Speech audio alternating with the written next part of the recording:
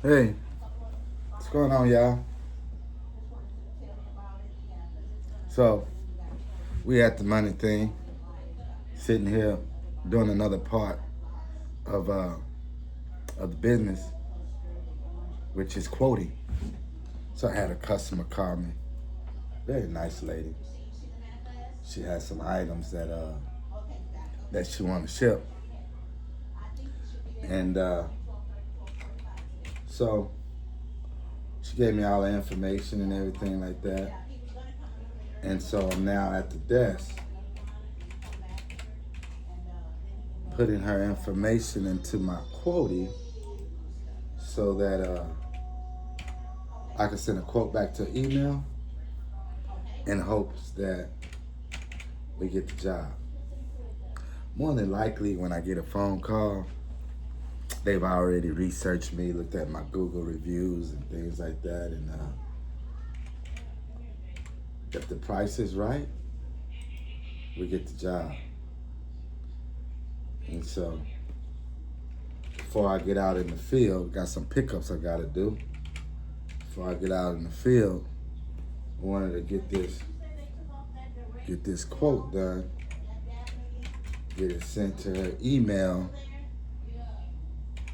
and then by the time I get back, I should have a reply. You know? So everybody's doing their thing today. The warehouse is out there functioning. Janice, the office manager, she's in there doing what she got to do. Her administrative assistant is in the other room doing what they got to do. And so if you hear some talking in the background, that's just them doing their thing. And you know,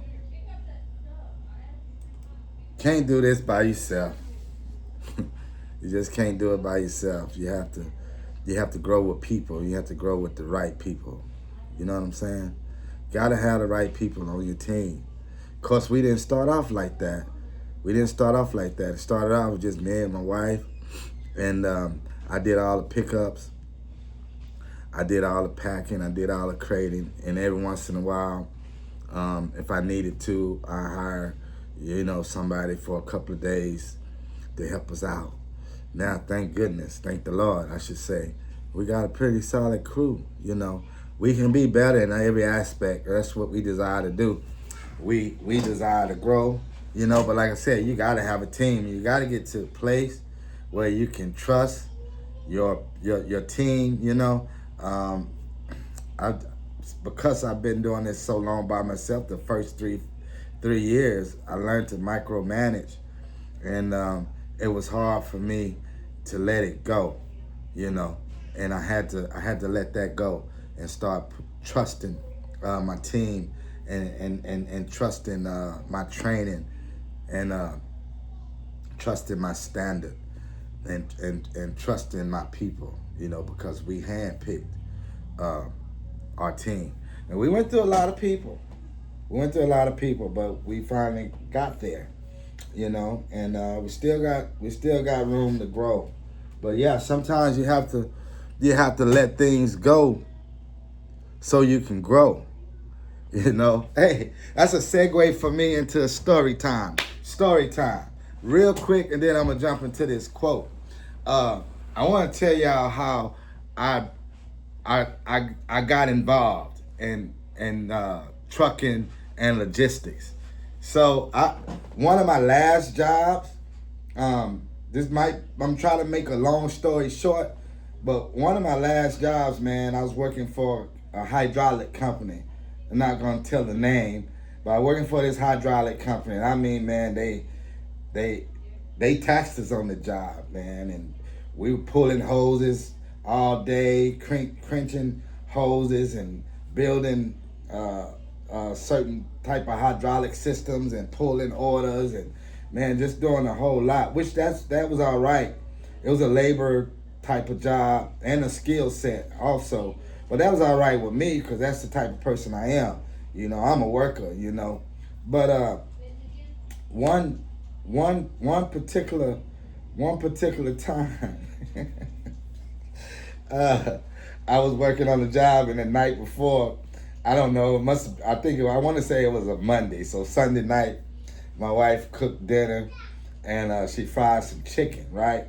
And made chicken, rice, and gravy, and some vegetables. You know how we feel about that chicken. Boiled chicken, fried chicken, baked chicken, grilled chicken. It don't matter, man. And don't be a cook now. Hey, that chicken go down, But my wife was a good cook, And so she made my lunch that night, and we ate that night. Boy, that chicken was good. Man, that chicken was good, right? And so I get to work. I at that time, man, thing was hard for us. So my vehicle was broken down, so I had to. It was in the wintertime too, so I had to walk a little ways to the bus stop, catch the bus. The bus wouldn't take me all the way to my job, and once I got off the bus, I had to walk to work. Anyway, by the time I got to work, it was always time to work. I just had enough time to clock in and go to work. And we would start like at 8:30.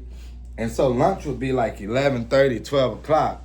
And because it was such a laborious job, man, by lunchtime, you'd be ready to eat. For real, you'd be ready to eat. You ready to replenish your body. Oh, excuse me. I hope y'all didn't see that. You be ready to replenish your body, man. And so my mind, about 10:30, my mind was on that chicken. You hear me? Because that chicken was good last night. And I had this dude that, I forget his name, but he was more like the supervisor, right? And it was a couple of us that worked in the warehouse on this side, like on the part side. And he was a big dude. He was about 6'5". I said about 240 pounds. He's a very funny dude. So he had you rolling and everything at work. But at the same time, you respected him because he was such a big dude and he'd been around there for so long. I think he had been there like 15 years. So anyway, fast forward back to the chicken. I had put my chicken in the refrigerator when I got to work. And like I said, that chicken was so good the night before, so that was on my mind at lunchtime, and I was ready to eat my lunch. So I go to the refrigerator at lunchtime, and the big dude that I'm telling you about, the supervisor, he's already sitting down at the desk, right? And not at the desk, at the table, at the break table, one of the break tables. And so I go in there, I speak to everybody. We have our little break room talk, some making fun, making laughs, making jokes and whatnot. I go in the refrigerator, and I know I had put my bowl like on the third shelf.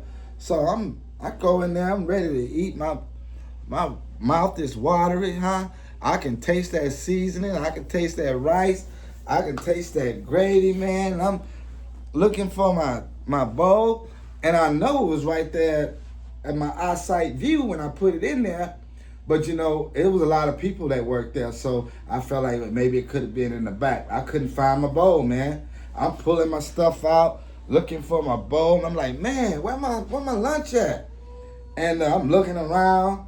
I'm thinking maybe somebody might have grabbed my lunch by mistake, because that happened before, And the dude, man, I'm gonna call him Adam. Adam was like, Jane, what's wrong? I'm like, man, I can't find my chicken, man. You sure you put it in there? I said, yeah, I put it in there this morning. I know I put my lunch in there. I know I did. Because that lunch was on my mind. I knew exactly where I said it. And I'm sitting there looking around, and Adam started asking me, hey, man, you found it yet? Blah, blah, blah. I'm looking around, and he started saying, man, people, man, be taking your food, man. That's why I don't put my stuff in there. That's what he telling me. So I sit down. I couldn't find it. So I sit down next to him. And I ain't have much change in my pocket. So I'm reaching in my pocket to see if I'm going to go ahead and hit the vending machine. And I sit down next to Adam, man. Adam's sitting there. He quiet now. He was doing all that talking. And I happened to look down on the ground, and my bowl with the blue top sitting right next to his feet. I look at him, I said, man, you ate my chicken. That's my chicken. And man, I was mad. I was like fighting mad. But you know, Adam was a big old dude. And this dude was funny, man. He looked at me real serious. First he was talking about, man, I ain't got your chicken, I ain't got your chicken. I'm looking at him, he got chicken grease all on his face. He's satisfied. I know he's satisfied. That was some good eating. Anybody know my wife? My wife can cook, man. And that dude looked at me, he said, James, we ain't gonna fall out about no chicken. Man, I said, man, he didn't know I was about to ready to fall out. But it's funny now, you know, but it wasn't funny at the time. So I got a little joke, man, that I tell people sometimes. I say, hey, man, we ain't gonna fall out behind no chicken. But yeah, man, make a long story short, I was done then. I was done. I was tired of the 9 to 5, 8 to 5, you know, work mode. And I made up my mind then, I'm gonna start my own business because I refuse to let somebody eat my chicken again. Y'all, I hope you enjoy that story. You know what I'm saying? It's some thing, it's things in life that will push you to the next level because you know you have a desire to go to the next level or to step out on faith and step out into your own thing and step out in your dream. And sometimes we like to say the universe, but I like to say God. And sometimes God will start using things to push us. And not too long after that, man, I left my job, man. I said, I'm going to start my own business. And I knew what I wanted to do. That's another segue into another story because I ended up back on another job because when I started my first trucking business, something happened. Stay tuned for that story. Hey, y'all, this James, the businessman. Hey, I'm going to tell you again, man, stay in your business so you can keep your business. And I always going to remind you, get you a money thing. Get your money thing, man. Get your money thing. Get your money thing. You need your money thing, man. All right, let me finish this quote. Stay tuned for the next conversation. Hey, look, if you like what I'm putting down, if I register to you, man, you know, hit that like, hit that subscribe, man. Leave a comment, man. And guess what? We're going to come back at you for some more, you know. Hey, man, y'all have a good day, man. James, the businessman. We out.